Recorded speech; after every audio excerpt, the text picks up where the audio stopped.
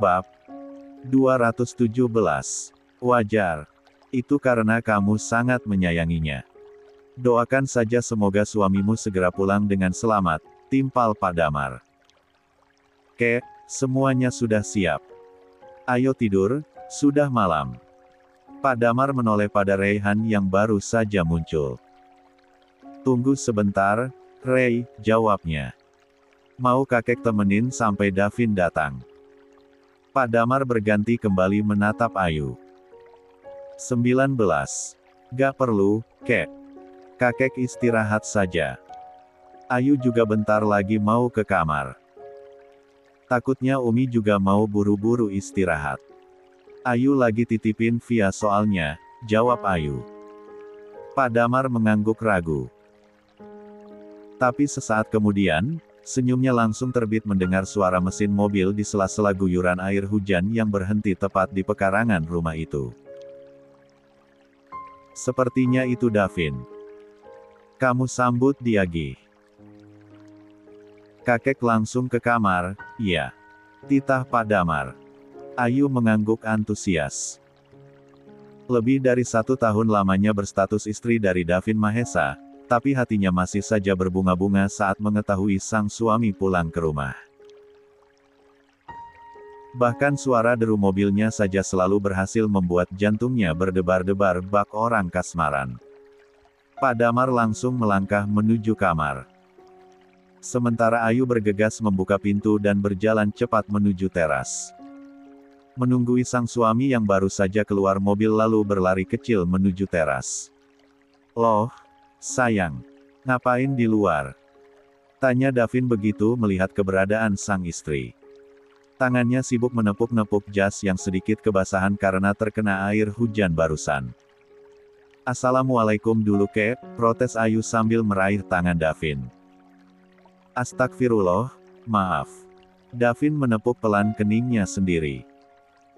Assalamualaikum, sayang, lanjutnya sembari mengecup kening sang istri. Waalaikumsalam, Mas, timpal Ayu seraya mengambil alih tas kerja sang suami. Kok baru pulang? Mana gak bisa dihubungi, sambung Ayu langsung meluapkan kegundahannya. Maaf, sayang. Aku, sibuk banget. Besok kan mau keluar kota, jadi harus menyelesaikan banyak kerjaan dulu. Biar pas pulang gak terlalu numpuk. Mana ponsel mati lagi. Semalam kan lupa dicas, jawab Davin sembari merangkul pinggang sang istri dan mengajaknya masuk ke dalam bersama. Via sudah tidur. Lanjut Davin mengubah topik pembicaraan. Tadi sih belum. Aku titip sama Umi Aminah, entah sekarang, jawab Ayu. Maaf nih, Mas. Harusnya kalau besok-besok ponsel mati terus pulang telat, kabari aku pakai telepon kantor aja, jadi aku gak khawatir kayak gini. Seumur-umur nikah sama Mas, baru kali ini loh kayak gini. Ayu meneruskan unek-unek yang masih mengganjal di hatinya. Iya, sayang, maaf. Jangan ngambek ya, entar cantiknya hilang. Timpal Davin sembari mencolek ujung hidung Ayu yang mengerucutkan bibirnya. Ish, bisa aja. Ayu langsung mengulum senyum malu-malu. Perlakuan manis sesimple itu sudah mampu mengubah suasana hatinya yang semula kesal. Mas ke kamar duluan. Aku buatkan dulu teh manis panas, lanjut Ayu begitu sampai depan pintu kamar mereka. Oke, sayang. Jawab Davin singkat. Mau sekalian diambilkan makan? Tanya Ayu lagi. Gak usah. Kebetulan tadi di kantor sudah makan dulu, jawab Davin. Baiklah. Tunggu sebentar ya. Ayu bergegas berjalan menuju dapur. Membuatkan secangkir teh panas lalu. 20. Membawanya ke dalam kamar. Ini tehnya, Mas. Ayu meletakkan teh tersebut di atas meja. Ah, iya, sayang. Davin yang semula sedang membuka tas kerjanya buru-buru menyimpannya kembali. Cari apa, Mas? Biar aku saja. Tanya Ayu. Enggak, ini Cuma mau ambil HP. Mau dicas, takut kelupaan. Besok takut gak keburu, jawab Davin tanpa menatap sang istri. Ia melangkah menuju nakas lalu mencas ponselnya. Diminum dulu tehnya biar hangat. Abis itu langsung bersih-bersih. Aku mau ambil dulu via di Umi Aminah, takutnya Umi mau buru-buru istirahat, tutur Ayu. Siap, sayang. Davin duduk di salah sofa lalu menyeruput tehnya. Sementara Ayu kembali keluar kamar menuju kamar Umi Aminah. Assalamualaikum, Umi, kata Ayu sambil mengetuk pelan pintu yang terbuka sebagian tersebut. Waalaikumsalam. Masuk Mbak Ayu. Timpal Umi Aminah yang sedang menimang-nimang Syafia. Ayu mengangguk lalu melangkah masuk. Via gak tidur ya Umi? Maaf ya, jadinya Umi kerepotan. Repot apa? Umi justru senang bisa sering-sering mengasuh bayi secantik ini. Secara Umi gak pernah punya anak perempuan, jawab Umi Aminah. Ayu tersenyum simpul. Makasih banyak ya, Umi. Ayu kesini juga mau bawa Via, soalnya Mas Davin sudah pulang. Umi juga kan harus istirahat, timpal Ayu. Padahal biarin di sini dulu sebentar lagi. Takutnya Davin masih kecapean, usul Umi Aminah. Gak apa-apa kok, Umi. Justru biasanya, anak itu menjadi obat paling mujarab di saat seorang ayah kelelahan, balas Ayu. Baiklah. Umi Aminah pun menyerahkan Via yang matanya masih terbuka lebar pada Ayu. Ayu bawa ya Umi. Sekali lagi terima kasih. Selamat istirahat, tukas Ayu sembari berbalik lalu keluar dari kamar itu sambil menggendong sang putri. Anak cantiknya mama belum bobo. Kirain udah bobo. Atau mau main dulu sama ayah ya? Dengan gemas, Ayu mengajak putrinya itu berceloteh selama berjalan menuju kamarnya. Sesekali menciumi pipi gembil sang putri saling gemasnya. Bahkan cuma dititipkan beberapa saat pun sudah sukses membuatnya begitu rindu pada buah hatinya itu. Oke, aku bawain manti kalau masuk kantor. Ayu mengernyit begitu memasuki kamarnya saat mendapati Davin sedang menelepon seseorang. Telepon dari siapa, Mas? Tanya Ayu. Davin refleks menoleh. Oh, itu. Dari karyawan kantor, sayang. Ada barang yang terbawa sama aku, jawab Davin. Tatapannya kini beralih pada Via yang berada dalam gendongan sang ibu. 21. Hai cantiknya papa. Belum bobo, sayang. Sapanya sambil mengecup pipi dan kening sang putri. Mau papa gendong? Gak usah, Mas. Mas pasti masih capek. Lebih baik Mas langsung istirahat. Besok pagi-pagi sekalikan mau keluar kota, timpal Ayu. Gak apa-apa, sayang. Gendong sebentar doang. Aku juga kan kangen banget sama Via. Via juga pasti kangen papanya, kukuh Davin. Ia pun mengambil alih sang putri dari tangan Ayu. Menimang-nimang bayi yang sudah terlihat semakin berbobot tersebut dengan penuh kasih sayang. Sesekali mengajak berbicara meski bayi itu belum mengerti apa-apa. Mau bawa apa saja besok, Mas? Biar aku siapkan. Jadi besok tinggal langsung berangkat, tanya Ayu. Mumpung sang putri sedang anteng dengan ayahnya. Bawa apa ya? Sepertinya gak perlu, toh sehari doang, jawab Davin. Tapi kata kakek takutnya kemalaman di jalan, mungkin nginap, ungkap Ayu. Bawa baju ganti aja kalau gitu 1 biji. Sama celana panjang biar gak perlu repot-repot pakai sarung kalau salat, jawab Davin. Iya. Ayu menyahut pendek lalu membuka lemari pakaian Davin. Mengeluarkan barang yang diminta juga 1 buah sweater hangat. Takutnya dingin di jalan, bawa ini ya. Katanya sambil memasukkan baju tadi ke dalam tas Davin. Oke, sayang. Jawab Davin. Ia masih anteng bermain dengan putri kecilnya. Menciumi lengan dan jari-jari sang putri dengan begitu gemas. Hingga bayi tersebut mulai merengek sambil mengucek-ngucek matanya. Sepertinya Via ngantuk, Mas. Biar aku sepsui dulu, tutur Ayu sambil meraih sang putri dari tangan Davin. Mas juga langsung tidur ya. Biar besok seger pas bangun gak kurang istirahat, sambungnya lagi.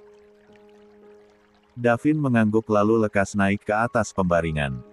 Berbaring sambil menatap langit-langit kamar. Sempat melanun sejenak tapi ia buru-buru mengusap wajahnya kasar sembari menggelengkan kepalanya pelan. Ia lalu mengubah posisi tidur menjadi menyamping. Menatap sang istri yang sedang mengasihi putrinya itu dengan penuh kasih sayang. Maafkan aku, sayang, gumam Davin begitu pelan. Iya, Mas. Mas bilang sesuatu. Tanya Ayu dengan kening berkerut. Oh, enggak kok. Aku cuma mau bilang, I love you, sayang. Sayang kamu dan Via banyak-banyak. Pokoknya apapun yang terjadi, aku begitu mencintai kalian. Kalian adalah hartaku yang paling berharga di dunia ini. Mungkin aku bisa hidup meski tanpa harta dan kemewahan ini, tapi kalau tanpa kalian, aku yakin gak sanggup. Tetaplah di sisiku apapun yang terjadi ya. Ujar Davin panjang lebar. Kening Ayu semakin berkerut banyak saat menyadari jika Davin tiba-tiba berubah melow seperti itu. Padahal tak biasanya. Kamu kenapa, Mas? Tumben. Gak ada apa-apa kan? Tanya Ayu keheranan. 22. Gak ada kok, sayang. Lagi pengen mengungkapkan perasaanku aja pada kalian. Gak boleh ya? Timpal Davin. Masa iya gak boleh?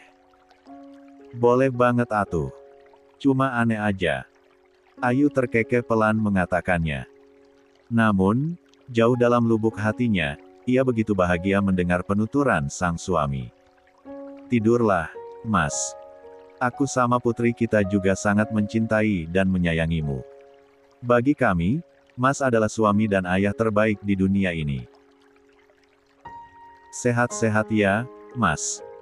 Timpal Ayu penuh ketulusan. Terima kasih, sayang. Davin tersenyum haru dengan tatapan penuh cinta. Ia pun mulai memejamkan matanya yang memang terasa mulai berat dengan kelelahan yang begitu melanda. Selepas salat subuh, anggota keluarga Adiputra sudah bersiap untuk kepergiannya keluar kota. Berziarah ke tempat peristirahatan terakhir salah satu anggota keluarga yang sudah berpulang lebih dulu. Pak Damar, Davin, Ricky, Raihan dan Umi Aminah sudah berkumpul di teras hendak menaiki mobil. Pun dengan Ayu yang turut mengantar mereka. Sayang, kamu hati-hati di rumah ya. Baik-baik sama Via, kata Davin sebelum masuk ke dalam mobil. Menyusul yang lain yang sudah masuk lebih dulu. Iya, Mas. Mas juga hati-hati di jalan. Kalau sudah sampai, jangan lupa kabari, timpal Ayu. Siap, sayang. Aku pasti sering-sering kasih kabar, timpal Davin. Ya sudah, masuk Gi, kasihan yang lain sudah nunggu. Tita Ayu. Davin mengangguk lalu mengecup kening sang istri.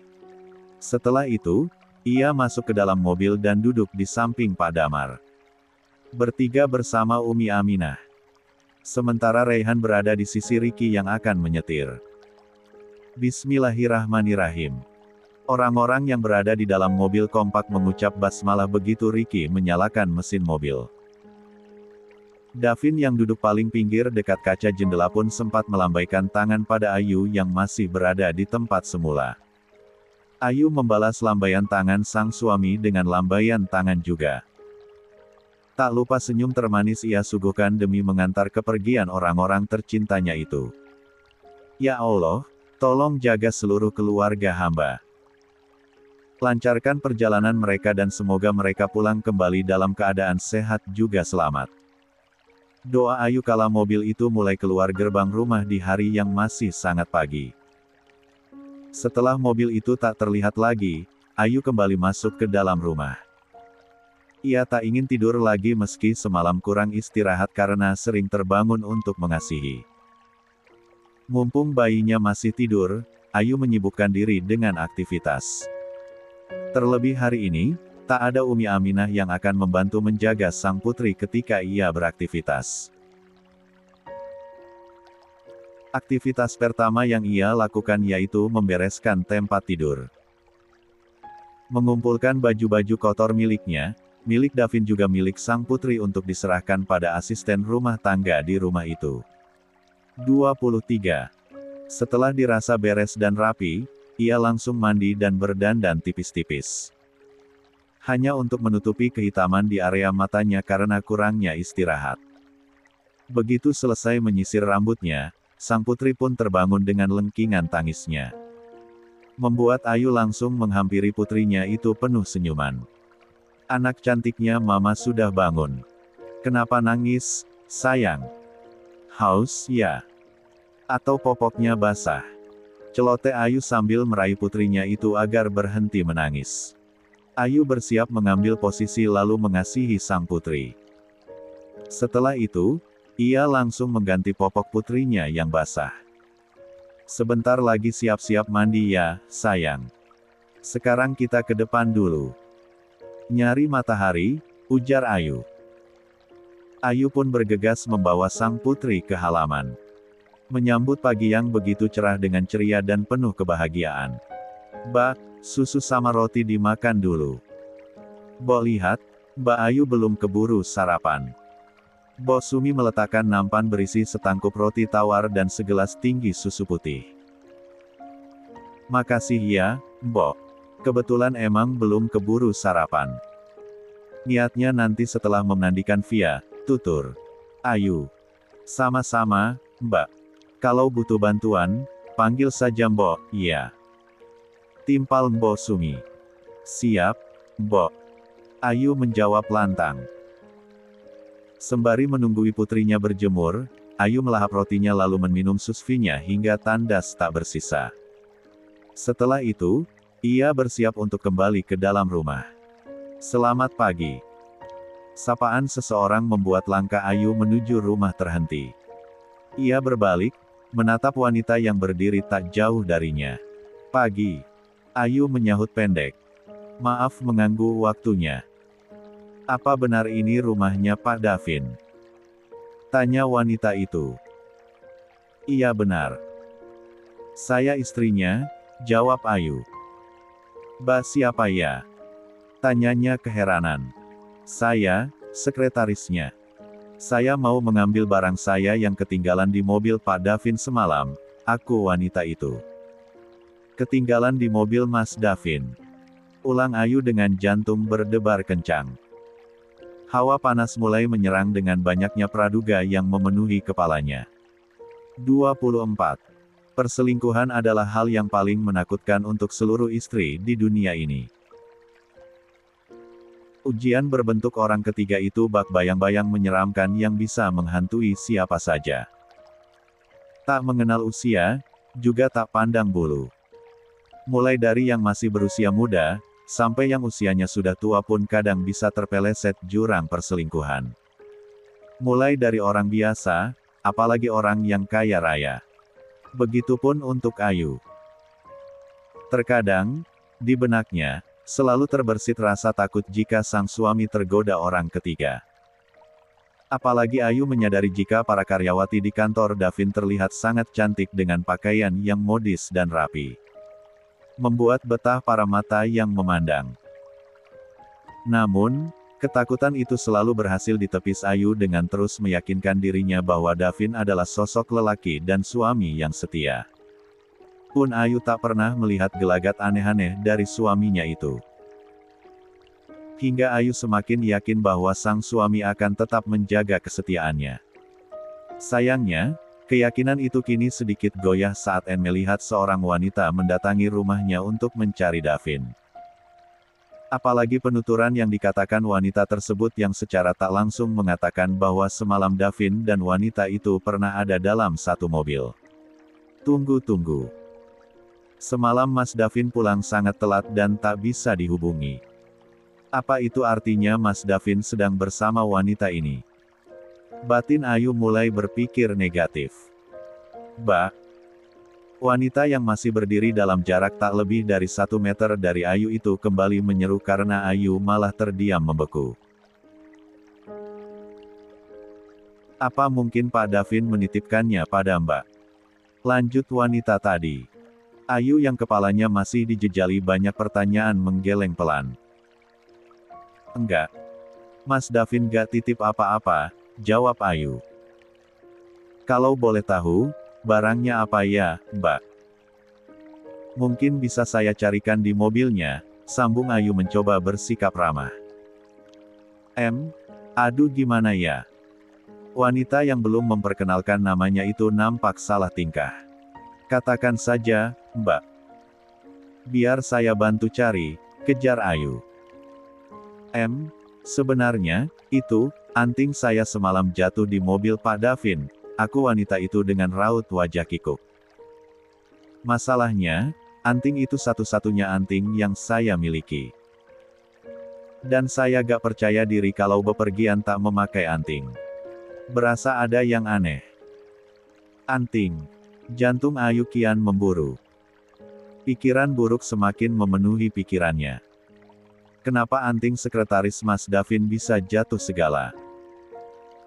Apa sebenarnya yang terjadi?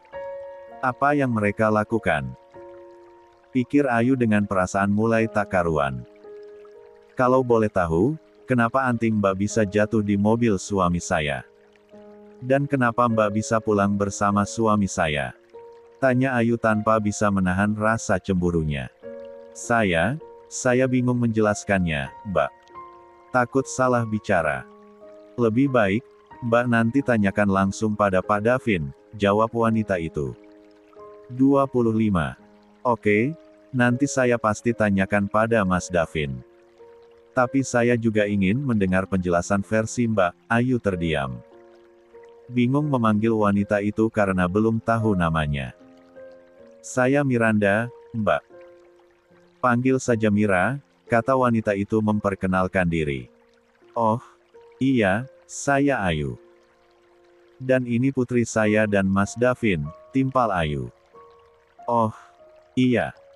Pak Davin pernah cerita, balas Miranda sambil tersenyum. Penuturan itu sukses lagi membuat hati Ayu bak terbakar api cemburu. Ia berpikir jika Davin dan wanita di hadapannya seringkali berbagi cerita. Apa mereka memang sedekat itu sampai-sampai bisa saling bercerita? Gumam Ayu semakin menambah praduga buruknya. Ayu lekas menggeleng pelan. Mencoba menepis semua pikirannya. Lata ingin menduga-duga sesuatu yang belum jelas kebenarannya. Gimana, Mbak? Bisa cerita sekarang kenapa anting itu bisa jatuh? Tanya Ayu lagi. Belum selesai Miranda berbicara, ponsel miliknya keburu berdering. Maaf, Mbak, saya angkat telepon dulu. Kata Miranda seraya melangkah sedikit menjauhi Ayu. Baik. Saya ke sana sekarang. Lamat-lamat, Ayu bisa mendengar penuturan Miranda dengan orang yang berada di balik telepon. Hingga sesaat kemudian, Miranda sudah ada kembali di hadapannya. Maaf, Mbak. Saya harus segera ke kantor. Karena Pak Davin gak masuk, jadi saya harus menangani semuanya dulu. Permisi. Miranda bergegas pamit. Meninggalkan sejuta tanda tanya di benak Ayu belum terpecahkan. Ingin bertanya langsung pada Davin pun tak mungkin karena sedang berada di perjalanan bersama yang lain. Ya Allah, ada apa ini sebenarnya? Batin Ayu sembari menatap Miranda yang berjalan semakin menjauh darinya. Wanita yang mengenakan atasan blazer berwarna coklat muda dan dipadukan dengan rok selutut berwarna hitam itu berjalan kian cepat menuju gerbang hingga benar-benar menghilang dari pandangan Ayu. Tangisan sang putri yang masih ada dalam pangkuannya membuat Ayu kembali tersadar dari lamunannya. Ayu pun mencoba kembali fokus pada buah hatinya meski sejujurnya hatinya sangat terganggu dengan kedatangan Miranda tadi. Kap, sayang. Jangan nangis, ya. Sekarang mandi dulu biar segar. Abis mandi baru bobo. Tutur Ayu sembari melangkah ke dalam rumah. Ia berusaha untuk tak memikirkan apapun tentang sang suami dan wanita tadi. Memilih untuk menikmati kebersamaannya dengan sang putri dengan ceria. Mengajaknya berceloteh dan bercanda selama memandikan putrinya itu. 26. Mandinya sudah selesai. Putri cantiknya mama sudah wangi. Sekarang kita pakai baju dulu. Ujar Ayu seraya membungkus badan bayinya itu dengan handuk dan membawanya ke dalam kamar. Membaringkannya di atas tempat tidur di mana semua keperluan sang bayi sudah tersedia. Mulai dari minyak telon, baby cream, minyak rambut, popok, baju, dan lain-lain. Sambil bersenandung riang, Ayu membalurkan minyak telon dan lainnya ke badan mungil sang bayi. Membuat kamar itu dipenuhi aroma khas bayi yang menenangkan. Masya Allah, cantik sekali putrinya mama ini. Puji Ayu pada sang putri setelah memakaikan baju dengan warna serba pink. Tak lupa, sebuah bondu kecil nan menggemaskan dipasang Ayu di kepala putrinya itu. Sekarang nen dulu, ya. Terus bobo. Tukas Ayu sembari mengambil posisi duduk yang nyaman untuk mengasihi buah hatinya itu. Untuk sesaat, fokus Ayu memang lebih banyak pada putrinya. Sepasang iris kecoklatan itu memerhatikan wajah mungil sang putri yang sedang menikmati sumber kehidupannya dengan begitu bersemangat dan lahap. Hingga setiap tegukan yang ditelan sang putri terdengar begitu jelas di telinga Ayu. Awalnya, mata bulat Via masih terbuka lebar. Lama-kelamaan, mata itu mulai sayu hingga terkatup perlahan. Membuat sapannya pun mulai melemah dan kian mengendur hingga akhirnya benar-benar terlepas. Ayu tersenyum tipis. Ila tak langsung meletakkan bayinya itu ke dalam box bayi meskipun sudah nampak terlelap. Ia meneliti dulu setiap inci paras gadis kecilnya yang wajahnya menerupakan perpaduan sempurna antara dirinya dan Davin. Menyadari hal itu, ingatan Ayu kembali tertuju pada kejadian tadi. Hatinya kembali dilanda rasa gundah kala menerka-nerka apa yang sejujurnya terjadi antara suaminya dan wanita bernama Miranda tadi. Ya Allah, tolong lindungi pernikahan hamba dengan suami hamba. Jangan hadirkan cobaan berat yang membuat hamba akan sulit melewatinya. Suami hamba adalah salah satu sumber kekuatan hamba selain Engkau ya Allah. Hamba mohon jangan uji hamba dengan orang yang paling hamba cintai selain Engkau. Tolong kasihani hamba dan putri hamba yang masih begitu kecil ini, batin Ayu merintih pilu. Ayu tidak bisa membayangkan andai terjadi sesuatu antara dirinya dan Davin, entah bagaimana nasib putrinya itu. Putri yang masih sangat membutuhkan kasih sayang kedua orang tuanya. Tidak ya Allah. Pikiranku terlalu berlebihan. Gumam Ayu sambil menggelengkan kepalanya pelan. Ayu turun begitu pelan tapi dari tempatnya tidur. Kemudian meletakkan sang putri di dalam box bayi dengan begitu hati-hati. Bobo yang nyenyak ia, sayang, kesayangan mama. Bisik Ayu sembari mengecup kening putrinya. Ayu melirik jam dinding. Jarum pendeknya sudah menunjuk ke angka hampir 9. Pantas saja perutnya sudah berkali-kali berbunyi padahal tadi sudah makan roti tawar dan segelas susu. Namun sebagai ibu menyusui, asupan makanan yang dibutuhkan Ayu memang lebih banyak demi memenuhi gizi bayinya. Sarapan dulu deh, gumam Ayu sambil melangkah. Sebelum keluar dari kamar, Ayu mengambil sisir terlebih dahulu karena rambutnya kembali sedikit berantakan setelah mengurus sang putri tadi. Saat menyisir rambutnya, Ayu sempat mematung sebentar di depan kaca rias. Meneliti setiap bagian tubuhnya yang tentu saja berbeda dengan saat masih lajang dulu. 27. Badan dengan berat sedikit berlebih dan perut masih sedikit membuncit. Belum sepenuhnya benar-benar kempes dan kembali langsing seperti semula. Apalagi begitu baju atasan yang digunakannya sedikit disingkap. Bisa dilihat dengan jelas perut yang tak lagi mulus seperti dulu.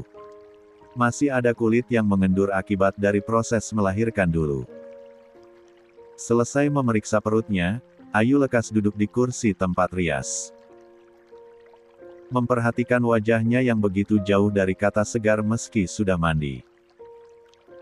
Karena kembali dibuat lelah dengan memandikan dan mendandani putrinya, wajahnya pun kembali berantakan. Ditambah lingkar kehitaman di area mata karena kekurangan istirahat. Belum lagi rambut yang digelung atau dicepol sekenanya agar lebih simpel dan ringkas saat mengurus buah hatinya.